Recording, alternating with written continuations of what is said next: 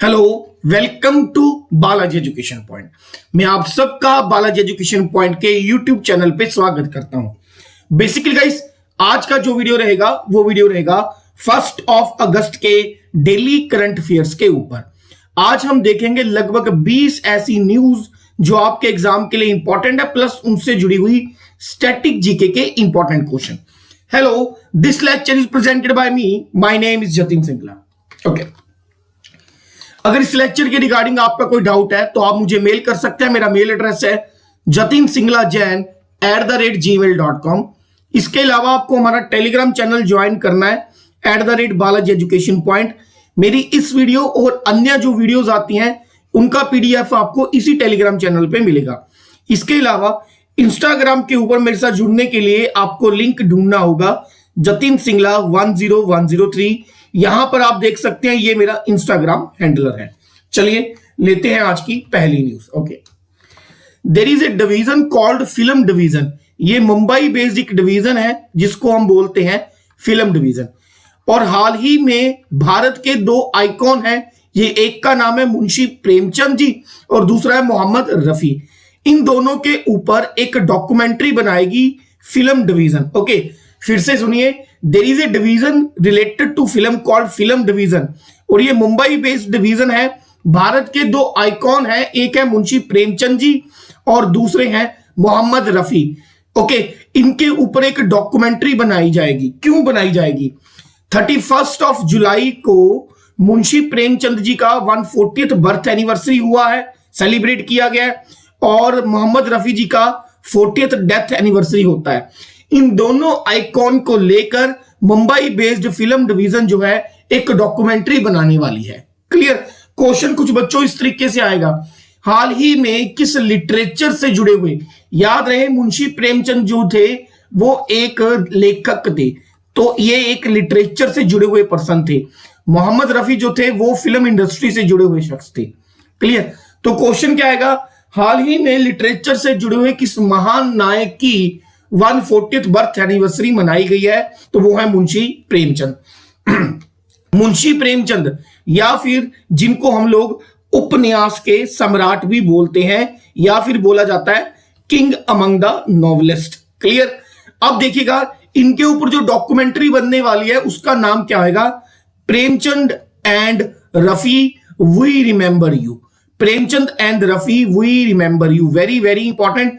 Directly इस documentary का नाम पूछा जा सकता है। क्लियर? चलिए आगे बढ़ते हैं। यहां पर आप देख सकते हैं, ये है मोहम्मद रफी। ओके, जिन्हें कहा जाता है द परशवा ज्ञान के सम्राट, परशवा ज्ञान के सम्राट भी बोला जाता है।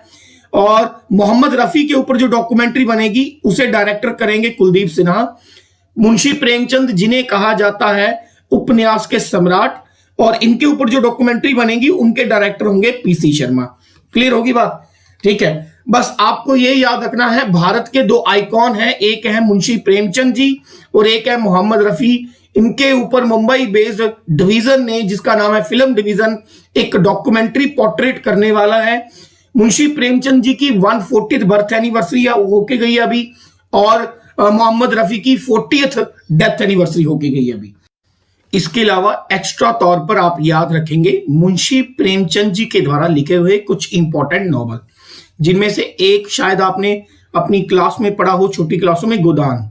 उसके बाद सेकंड नंबर पे आता है रंगभूमि, रंगभूमि।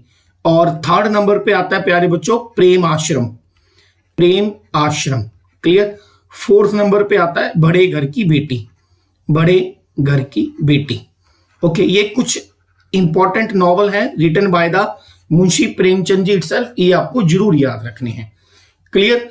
तो क्वेश्चन क्या आएगा, हाल ही में मुंबई बेस्ड फिल्म डिवीजन ने किन दो इंडस्ट्री के महानायकों के ऊपर डॉक्यूमेंट्री लॉन्च करी है?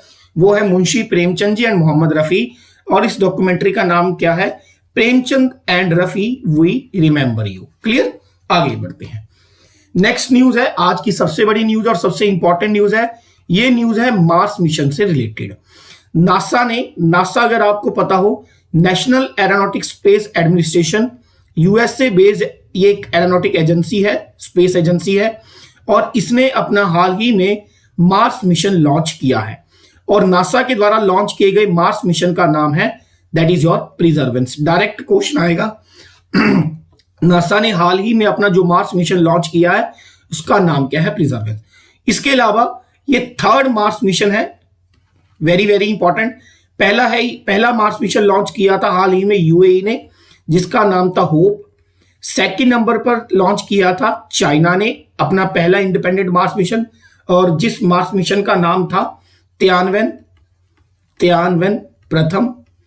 और उसके बाद आया यूएसए का, नासा के द्वारा लॉन्च किया गया, जिसका नाम है परसेवरेंस।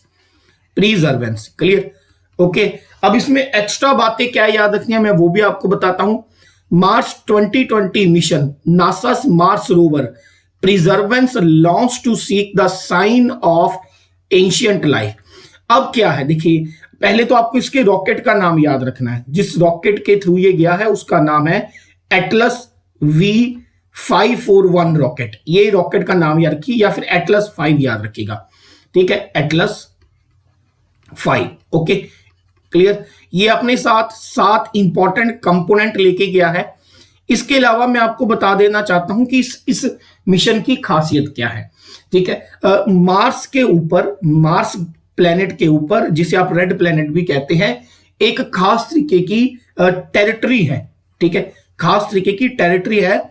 उस टेरिटरी को हम लोग बोलते हैं Z0 कार्टर, Z0 कार्टर। ये एक खास तरीके की टेरिटरी है मार्स के ऊपर। अब इसकी खासियत क्या है, यहां पर आपको बहुत सारी चट्टानें मिलेंगी, ठीक है, बहुत सारे मिट्टी के बड़े बड़े टीले मिलेंगे, ठीक है, बहुत सारी ऐसी चीजें मिलेंगी जो हिंदी में बोलते हैं ना रोगाणु, यानी कि माइक्रोब्स मिलेंगे। बहुत सारे छोटे छोटे रोगाणु मिलेंगे, माइक्रोब्स मिलेंगे। और माना जाता है कि यहां पर 3 बिलियन ईयर पहले एक लेक हुआ करती थी। अभी मैं फोटो भी दिखाऊंगा आपको, पिक भी दिखाऊंगा। लेक हुआ करती थी, तो हो सकता है कि मार्स पुराने समय पर कैसा था उसके निशान यहां से मिले, इसलिए इसको बोलते हैं the sign of ancient life. Clear होगी? यहां पर आप देख सकते हैं, ये उस Z0 क्राटर की इमेज है। यहां से पता चलता है कि यहां पर किसी समय पर एक बहुत बड़ी जो है झील हुआ करती थी, लेक हुआ करती थी। क्लियर होगी बच्चों? तो प्यारे बच्चों, क्वेश्चन क्या आएगा कि हाल ही में परसेवरेंस नाम का मार्स मिशन किसके द्वारा लॉन्च किया गया है? नासा के द्वारा लॉन्च किया गया है। यूएई ने अपना कौन सा मार्स मिशन लॉन्च किया है? होप। चाइना ने अपना कौन सा मार्स मिशन लॉन्च किया है? तियानवें प्रथम। क्लियर? नेक्स्ट आगे बढ़ते हैं। ओके, ये न्यूज है स्पोर्ट्स से। भारत के एक ग्रैंड मास्टर हैं जिनका नाम है हरे कृष्णा, और हरे कृष्णा ने हाल ही में बील शतरंज फेस्टिवल के अंदर, बील शतरंज फेस्टिवल हुआ था स्विट्जरलैंड के अंदर, और बील शतरंज फेस्टिवल के अंदर सेकंड पोजीशन हासिल की है। Very very important question. Clear? तो क्वेश्चन क्या आएगा, भारत के ग्रैंड मास्टर हरे कृष्णा ने बील शतरंज फेस्टिवल में कौन सी पोजीशन हासिल करी है? वो है second. Indian grand master P. Hare Krishna has finished second in the rapid section of 53rd Bhil International Chess Festival which is organized in the Switzerland। अब क्वेश्चन उठता है कि सर नंबर 1 पे कौन है? तो नंबर 1 पे है पोलैंड के राडो स्लेवोको, ठीक है, that is your Rado Slovo. ये याद रखिएगा, ये पोलैंड के प्रथम है। यहां पर आप देख सकते हैं ये P. हरे कृष्णा है भारत के, इन्होंने सेकंड पोजीशन हासिल करी है। क्लियर? 3 बातें क्या याद रखेंगे? नंबर 1 कि जो भील शतरंज उत्सव हुआ, भील शतरंज फेस्टिवल हुआ, वो कौन सा था? 53rd था। कहां पर हुआ? स्विट्जरलैंड के अंदर। भारत के कौन से ग्रैंड मास्टर ने पार्टिसिपेट किया? P. हरे कृष्णा ने। और कौन सी पोजीशन हासिल करी? सेकंड। नंबर 1 कौन से देश का सिटीजन रहा? पोलैंड का, जिसका नाम था राडो स्लेवको। क्लियर होगी बात? इसके अलावा स्पोर्ट्स से जुड़ी हुई कुछ और बातें हैं जो आपको याद रखनी है, जैसे कि क्रिकेट से जुड़ी हुई कुछ बातें मैं आपको बताने वाला हूं। नंबर 1 क्या है? भारत के एक डोमेस्टिक क्रिकेटर थे जिनका नाम था, ऑलराउंडर थे, रजत भाटिया। अगर आप IPL वगैरह देखते हो तो ये KKR के लिए बहुत लंबे समय के लिए ओपनिंग करते थे। इसके अलावा ये दिल्ली डेयरडेविल्स के लिए भी खेल चुके हैं, ओके, इसके अलावा राजस्थान रॉयल्स के लिए भी खेल चुके हैं।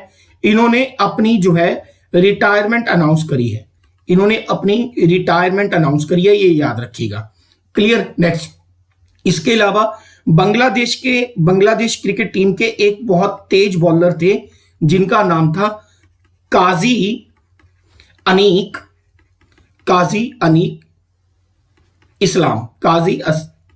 इस्लाम।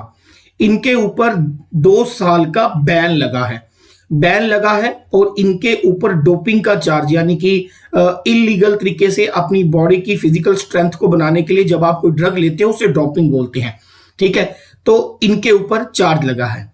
प्लस तीसरी न्यूज आपको स्पोर्ट्स से क्या जो याद रखनी है, लास्ट टाइम की वीडियो में मैंने आपको बताया था कि इंग्लैंड के एक बहुत तेज बॉलर हैं स्टुअर्ट ब्रॉड, ये इंग्लैंड के बॉलर हैं और ये दुनिया में 7वें ऐसे बॉलर बने हैं जिन्होंने टेस्ट मैच के अंदर 500 विकेट्स कंप्लीट करी हैं। 7th bowler in the world to take 500 wickets in the test match. Question उठता है कि सर फर्स्ट कौन है, तो फर्स्ट नंबर पर है मथैया मुरलीधरन, ये श्रीलंका के थे मथैया मुरलीधरन। इन्होंने अभी तक टेस्ट मैच में सबसे ज्यादा विकेट्स ली हैं, अराउंड मान के चलिए 800। ओके, दूसरे नंबर पर है शेन वॉन, ये ऑस्ट्रेलिया के स्पिनर थे और इनके नाम पर है लगभग 708 विकेटें।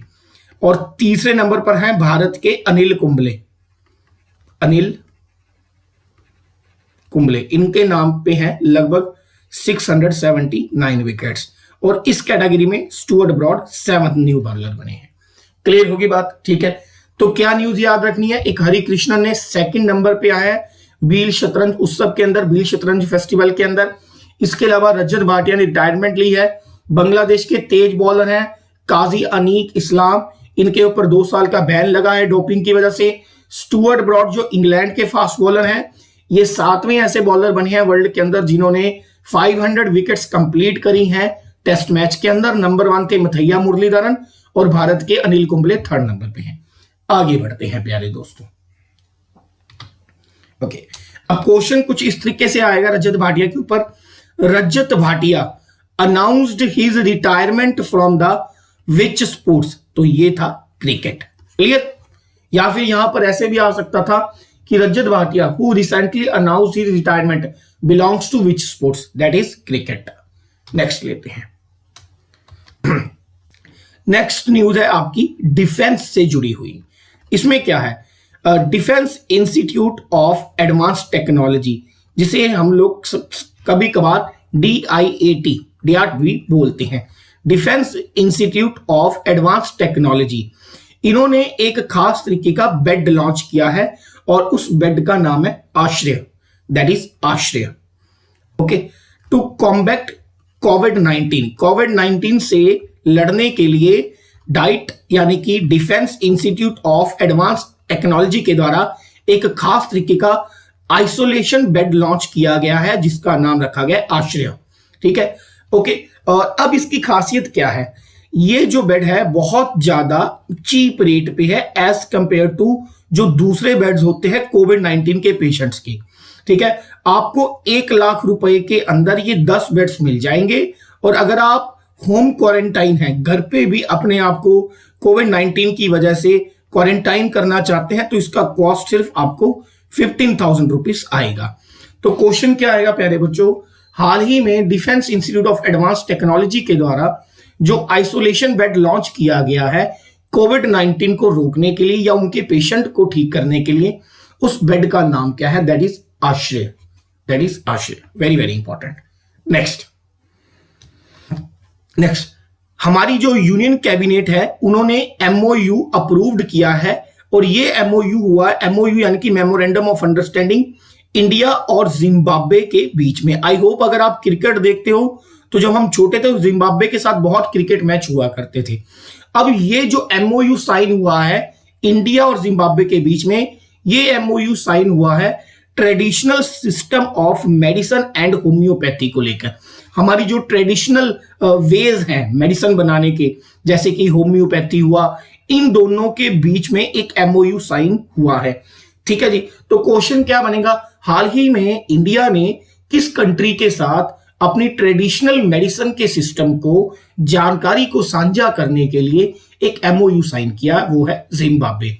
ओके, जिम्बाब्वे की जो कैपिटल है वो है हरारे। ये जिम्बाब्वे के यहाँ पर जो करेंसी चलती है वो है डॉलर, यूनाइटेड स्टेट्स डॉलर। अब क्वेश्चन क्या आएगा, देखिए, with which country India signed MOU in the field of cooperation in traditional system of medicine and homeopathy. हाल ही में भारत ने किस देश के साथ एक एग्रीमेंट एमओयू साइन किया है ताकि वो एक दूसरे को कॉपरेशन देंगे जो ट्रेडिशनल सिस्टम ऑफ मेडिसिन है और होम्योपैथी बनाने के लिए, that is called Zimbabwe. Very very important news. देखिए, सबसे पहले तो आपको ये याद रखना है कि ये वाला जो एग्रीमेंट है ना, एक्चुअल इसकी अप्रूवल 2018 में ही मिल गई थी कि इंडिया और जिम्बाब्वे मिलके आपस में एक ट्रेडिशनल मेडिसिन बनाने का जो है कॉपरेशन करेंगे। अब काम जाकर इसके ऊपर 2020 में स्टार्ट हुआ है। क्लियर होगी बात? नेक्स्ट आगे बढ़ते हैं। Okay, green agriculture project, very very very important. Green agriculture project launch किया गया है इंडिया के अंदर विद हेल्प ऑफ UNFAO, यानी कि यूनाइटेड नेशन की एक एजेंसी है, food and agriculture organization, food and agriculture organization. अब क्वेश्चन ये उठता है कि ग्रीन एग्रीकल्चर प्रोजेक्ट होता क्या है, ठीक है। अब इसको यूएनओ की FAO ने ही क्यों लॉन्च किया है और ये भारत में कहां लॉन्च किया गया है। पहले कुछ डायरेक्ट क्वेश्चन लेते हैं, ठीक है, कि ग्रीन एग्रीकल्चर प्रोजेक्ट होता क्या है, जरा ध्यान से समझिए। Transforming Indian agriculture for global environment benefits and the conservation of critical biodiversity and forest landscape. अब क्या है, देखिए, प्रॉब्लम क्या है कि अगर आपको एग्रीकल्चर करना है तो आपको जरूरत पड़ती है लैंड की, और अगर आपको लैंड की जरूरत पड़ती है तो आपको ट्रीज काटने पड़ेंगे, ठीक है। ट्री काटने पड़ेंगे तो उनका डायरेक्ट इंपैक्ट पड़ेगा हमारी जो एनिमल स्पीसीज है उनके ऊपर, या दूसरी जो प्रजाति है उनके ऊपर आपको इंपैक्ट पड़ेगा। मतलब जहां पर एग्रीकल्चर ज्यादा होगा, नॉर्मल सी लॉजिकल्स की बात है, वहां पर फॉरेस्ट एरिया बहुत कम होगा। तो अब आप कोई ऐसा तरीका चाहते हो कि एग्रीकल्चर भी हो जाए और लेकिन जो आपका प्रोटेक्टेड एरिया है, प्रोटेक्टेड एरिया कौन सा होता है, जैसे कि आपको पता हो नेशनल पार्क, ठीक है, राष्ट्रीय उद्यान जिसे बोलते हैं, वाइल्ड लाइफ सेंचुरीज जिसको आप बोलते हो, या फिर जिसको आप टाइगर रिजर्व बोलते हो, जिसको आप बायोस्फीयर रिजर्व बोलते हो, ये सब क्या है, ये प्रोटेक्टेड एरिया है कि भाई साथ साथ में आपका एग्रीकल्चर भी हो जाए और जो प्रोटेक्टेड एरिया है उनको भी कोई क्षति ना पहुंचे। इसके बीच का जो रास्ता है उसे बोलते हैं ग्रीन एग्रीकल्चर प्रोजेक्ट। अब ये क्या करेगा, इंडिया के एग्रीकल्चर को बदलाव, ट्रांसफॉर्म करेगा और उसे ग्लोबल इन्वायरमेंट के साथ जोड़ेगा, अंतरराष्ट्रीय वातावरण के साथ जोड़ेगा। अब इसको लॉन्च कौन कर रहा है, इसके लिए जो फंडिंग है वो की जाएगी GEF यानी कि ग्लोबल इन्वायरमेंट फैसिलिटी के द्वारा।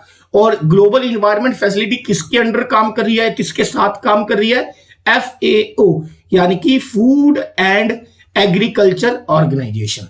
क्वेश्चन क्या हुआ, भारत में ग्रीन एग्रीकल्चर प्रोजेक्ट जो है वो लॉन्च किया गया है यूनाइटेड नेशन की agency FAO, food and agriculture organization के द्वारा, और इसकी जो फंडिंग करी जाएगी वो करी जाएगी GEF यानी कि ग्लोबल इन्वायरमेंट फैसिलिटी के द्वारा। अब ये करेगी कैसे, मेरी बात ध्यान से समझना।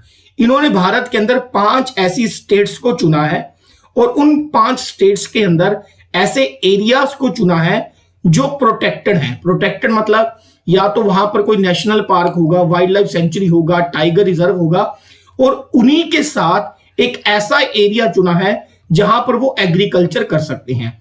तो अब क्या होगा, कुछ जानवर ऐसे भी होते हैं जो एग्रीकल्चर को क्षति पहुंचाते हैं, लेकिन कुछ एनिमल स्पीसीज ऐसी भी होती हैं जो एग्रीकल्चर के लिए प्रॉफिटेबल होती हैं। तो ऐसे एरिया को इन्होंने ढूंढा है जहां पर साथ में प्रोटेक्टेड एरिया होगा और उसी प्रोटेक्टेड एरिया के साथ में आप एग्रीकल्चर करेंगे, उसे बोलते हैं ग्रीन एग्रीकल्चर प्रोजेक्ट।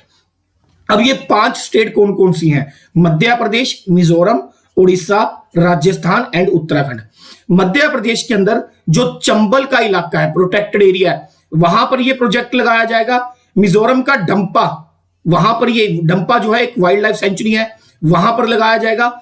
उड़ीसा का सिमलीपल ये एक नेशनल पार्क है, वहां पर लगाया जाएगा।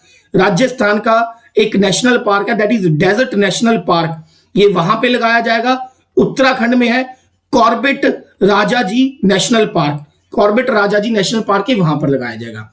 तो यूएनएफएओ के द्वारा भारत में ग्रीन एग्रीकल्चर प्रोजेक्ट को लॉन्च करने के लिए 5 स्टेट्स का चयन किया गया है और उन 5 में से एक स्टेट के अंदर यह प्रोजेक्ट ऑलरेडी लॉन्च कर दिया गया है। ठीक है जी, और वो कौन सी है? वो है आपके पास मिजोरम। जिस स्टेट के अंदर ये प्रोजेक्ट लॉन्च किया जा चुका है वो है मिजोरम। Very very important. तो क्वेश्चन क्या आएगा? हाल ही में ग्रीन एग्रीकल्चर प्रोजेक्ट भारत के किस राज्य में लॉन्च किया गया है? तो वो लॉन्च किया गया है मिजोरम के अंदर। आफ्टर द मिजोरम ये लॉन्च किया जाएगा मध्य प्रदेश में, उड़ीसा में, राजस्थान में और उत्तराखंड के अंदर। क्लियर?